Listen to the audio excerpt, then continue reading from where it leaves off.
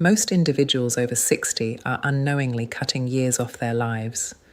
This doesn't happen because of dramatic illnesses or reckless choices, but through 5 everyday habits that appear completely harmless. These behaviors feel logical, even sensible, which is why they remain unnoticed until the harm slowly builds up.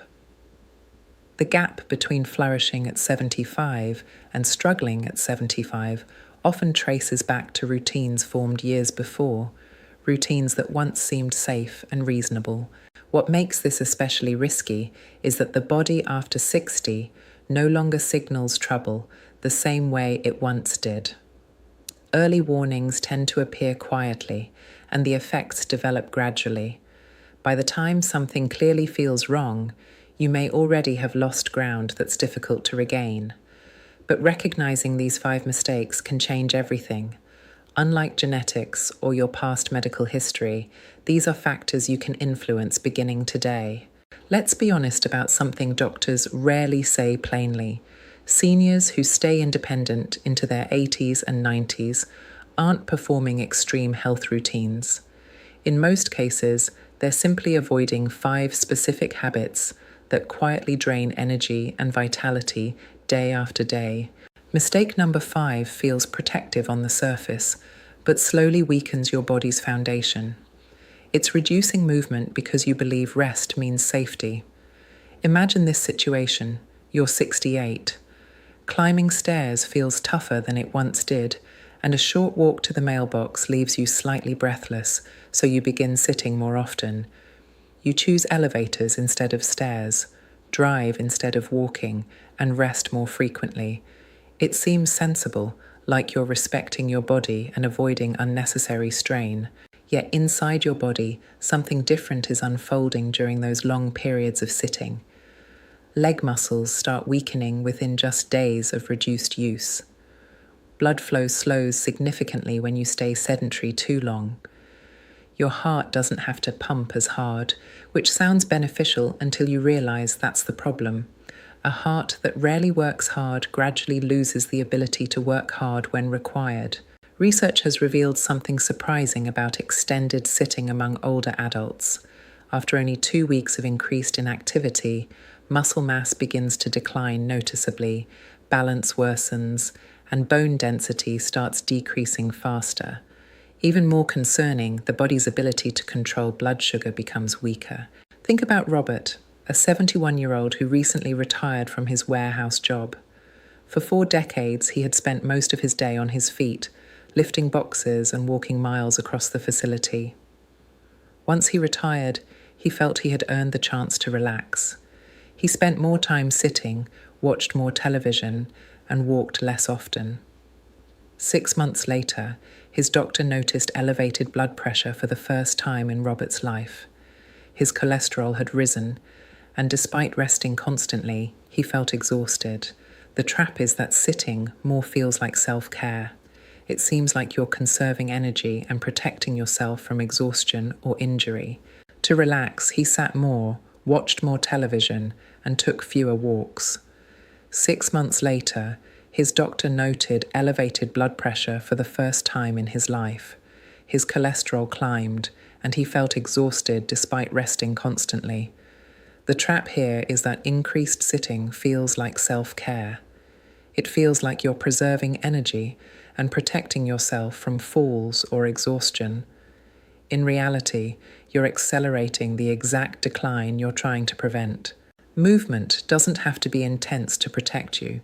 You don't need a gym membership or demanding workouts. What matters is steady, consistent activity spread throughout the day. Standing every half hour, walking around the house, or taking stairs whenever possible are small habits that preserve muscle strength and circulation. 2 essentials for staying independent. After 60, the body follows a simple rule. Use it or lose it, and the loss happens faster than before. What you could ignore at 40 or recover from easily at 50 can leave lasting effects at 70.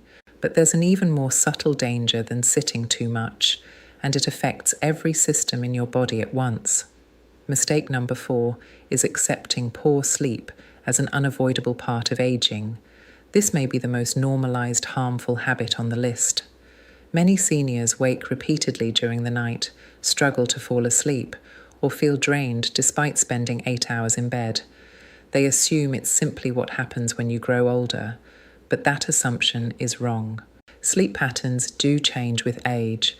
That part is true. Deep sleep stages become shorter, and waking during the night becomes easier. However, persistent poor sleep is not normal aging.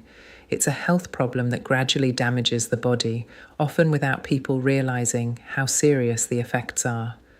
When sleep is consistently disrupted, the body cannot complete its nightly repair work. Inflammation rises across the system. The brain struggles to clear metabolic waste that builds up during the day, and memory consolidation becomes weaker. Most importantly, the cardiovascular system never receives the recovery time it desperately needs. Long-term studies following seniors for decades discovered something remarkable. Individuals who maintained high-quality sleep experienced much lower rates of dementia, heart disease, and early death compared with those suffering chronic sleep problems, even when other health factors were similar. The difference is striking. Poor sleepers face roughly double the risk of heart attacks compared with good sleepers of the same age. Cognitive decline also develops more quickly, and immune defenses weaken, making infections harder to fight. Despite this, many seniors never tell their doctors about sleep difficulties because they assume nothing can help. Consider Margaret, 68, who hadn't slept through the night in 3 years.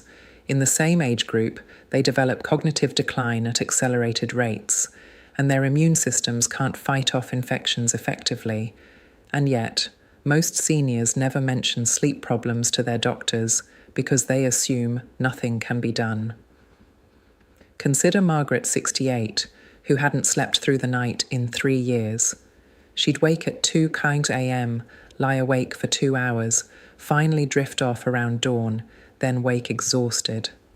Her doctor had prescribed sleeping pills, which helped initially, but stopped working after a few months. Margaret accepted this as her new reality.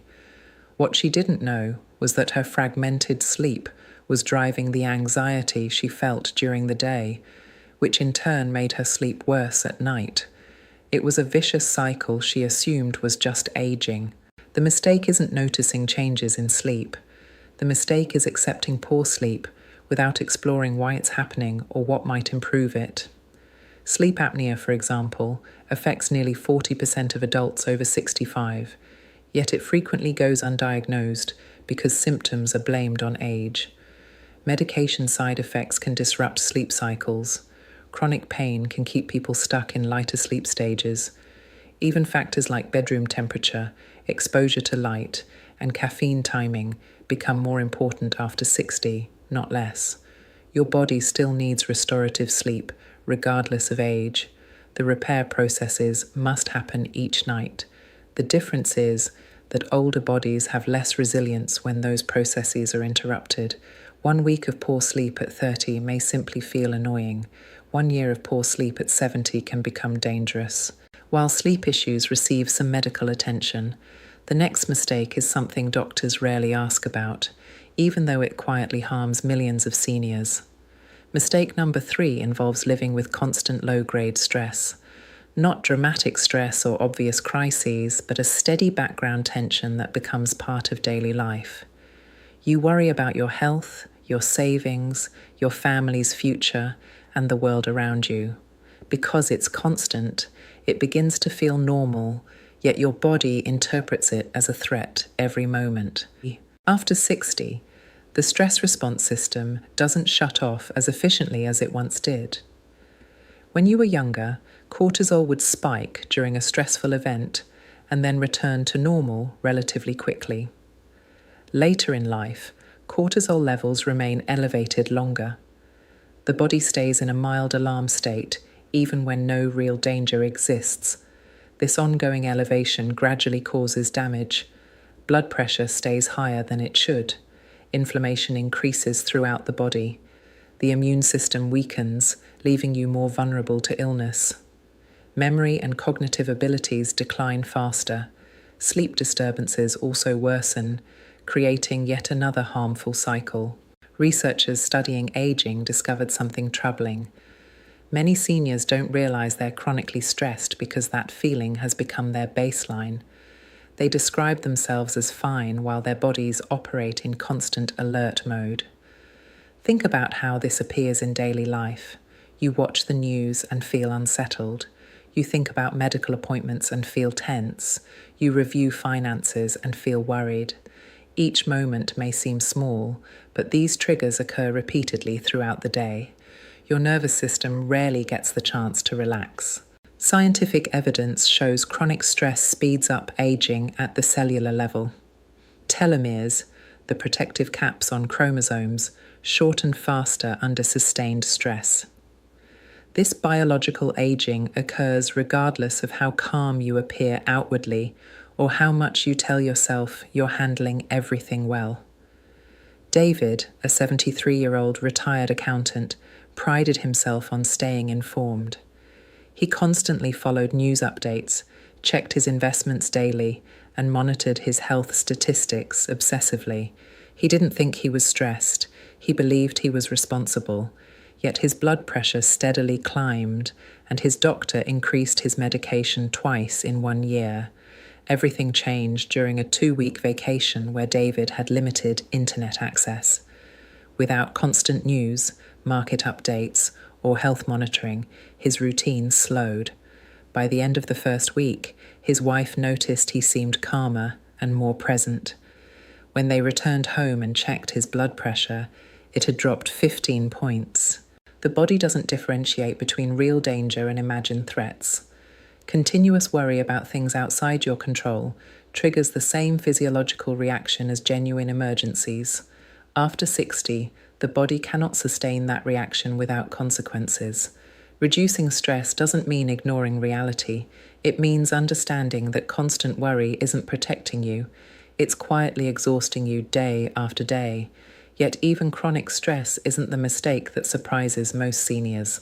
The next one is more subtle because it appears careful and responsible. Mistake number 2 is ignoring small changes because you don't want to overreact. This pattern happens constantly in medical offices.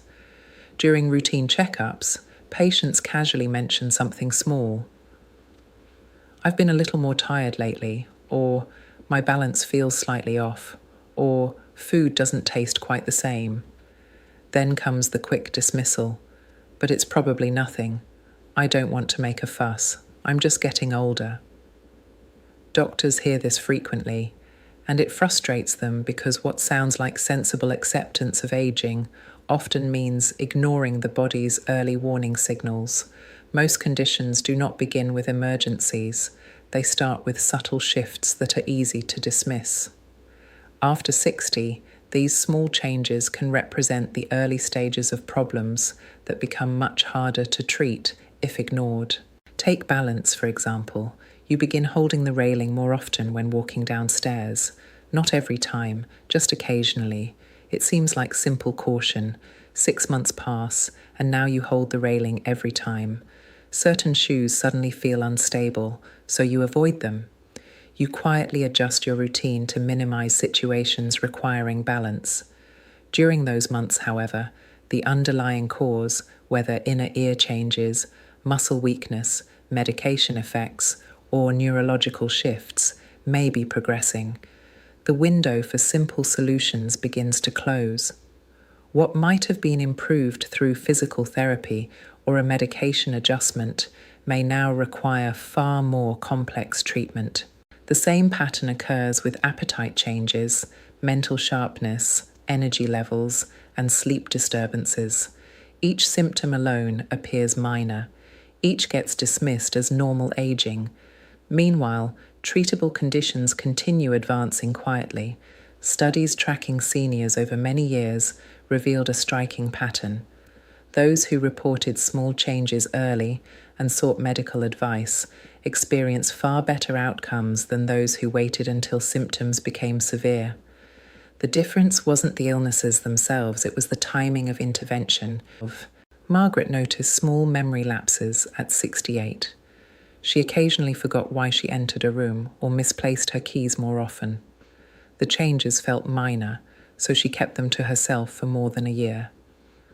When she finally mentioned them to her doctor, tests showed early cognitive decline that had already progressed significantly.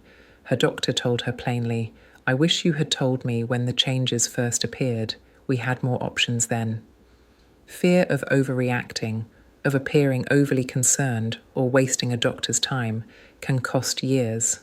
It's not because every small symptom indicates serious illness, most don't. The problem is that the important ones get dismissed along with the harmless ones. Physicians consistently say they would rather evaluate 10 concerns that prove harmless than miss one that needed early care. This doesn't mean obsessing over every minor change. It means noticing patterns. One restless night isn't concerning, but 3 months of poor sleep deserves attention. Feeling tired after a busy day is normal, but constant exhaustion after minimal effort represents a meaningful shift. Seniors who maintain independence longest share this trait. They remain attentive without becoming anxious. However, even this mistake isn't the one most strongly linked to shortened lives. The final error is both the most common and the most misunderstood. Mistake number 1 is slowly withdrawing from meaningful human relationships. This process happens so gradually that people rarely notice it. Isolation rarely begins with a conscious decision. Instead, it grows through small choices that seem reasonable at the time. You decline invitations because you feel tired. You avoid calling a friend because you don't want to interrupt them. You skip gatherings because they seem like too much effort. Each decision feels harmless, yet together they create distance that grows harder to close. What makes this particularly dangerous is that withdrawal often comes from consideration rather than dislike for others. Many seniors pull back because they don't want to burden family or friends. They assume everyone else is busy and that their own needs are less important. So they wait to be invited rather than reaching out themselves.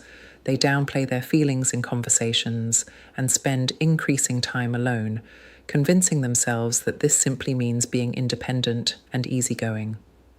Meanwhile, something serious develops beneath that independence. Human connection is essential for health after 60. Studies treating loneliness as a medical factor show risks comparable to smoking 15 cigarettes each day. Reduced social interaction measurably harms the cardiovascular system. Cognitive decline progresses faster without meaningful conversation. Depression rates rise sharply, and overall mortality risk increases, even when other health factors remain the same. Susan, a fiercely independent 75-year-old widow, experienced this slowly. After her husband passed away, she gradually reduced social contact. She still saw her daughter occasionally and spoke to friends from time to time, but the daily conversations disappeared. Lunch dates stopped, and quiet days alone became the norm. After about 18 months, her daughter noticed changes. Susan seemed less enthusiastic during visits and less interested in hobbies she once enjoyed. When asked directly, Susan admitted that she often spent 3 or 4 days without speaking to anyone except brief exchanges at the grocery store. Her daughter insisted on small changes. Weekly dinners became routine. Susan reluctantly joined a local book club and began volunteering at the library twice each week. At first, the new schedule felt awkward, even forced. Yet within 2 months, her energy improved noticeably. Her mood lifted, and she began calling friends again instead of waiting for them to call. Connection doesn't require constant parties or large gatherings. What matters is regular, authentic interaction, a weekly call with someone who truly knows you, volunteering where you meet the same people regularly, joining any group where your presence matters and is noticed when you're absent. The powerful thing about these 5 mistakes is that avoiding them requires no money, special resources, or perfect discipline. Moving regularly costs nothing. Addressing sleep problems often begins with a conversation. Managing stress involves being mindful of what you expose yourself to. Reporting small changes early requires attention and honesty. Maintaining human connection only requires the willingness to reach out. These actions aren't complicated additions to your life. They are safeguards that protect what truly matters: independence, clarity, energy, and meaningful relationships. Life after 60 isn't simply about managing decline. It's about recognizing which daily habits quietly steal time and which ones help preserve it.